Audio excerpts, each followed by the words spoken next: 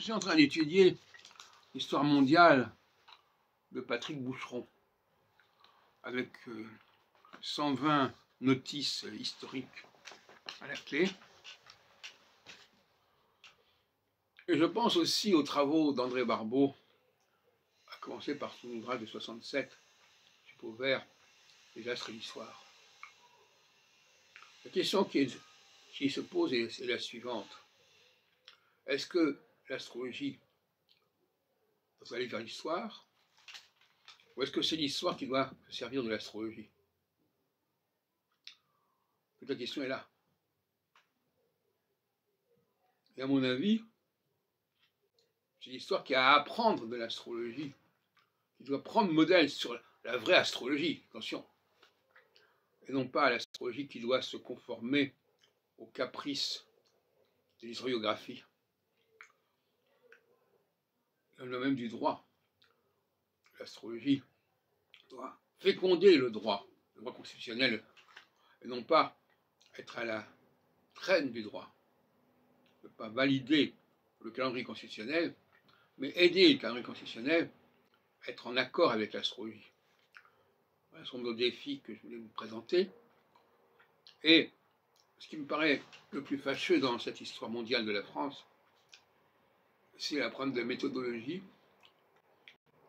On parle d'événements, une série d'événements, des dates majeures, plus d'une centaine, et on ne met pas en perspective les événements inverses.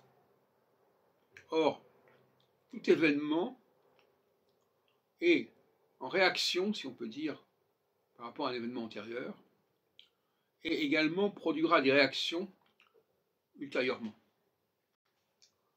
Donc il faut parler d'événements. Un événement, c'est toujours un triangle. Vous savez, j'aime beaucoup le mot triangle. C'est un triangle. Il y a l'événement, et puis il y a ce qu'il y avait avant, et puis il y a ce qui vient après. Voilà comment il faut voir les choses. Et ça n'est pas assez, c'est moins qu'on puisse dire, central dans l'histoire mondiale de la France de Patrick Boucheron. Il n'y a pas cette dimension triangulaire qui apparaît également en linguistique, avec cette triangulation de l'infinitif qui devient tantôt passé, tantôt futur, dont j'ai parlé longuement, et qui en français a une cohérence beaucoup plus grande que dans d'autres langues, à commencer par l'anglais. Car en français, quand on met un préfixe devant un verbe, on parle du passé.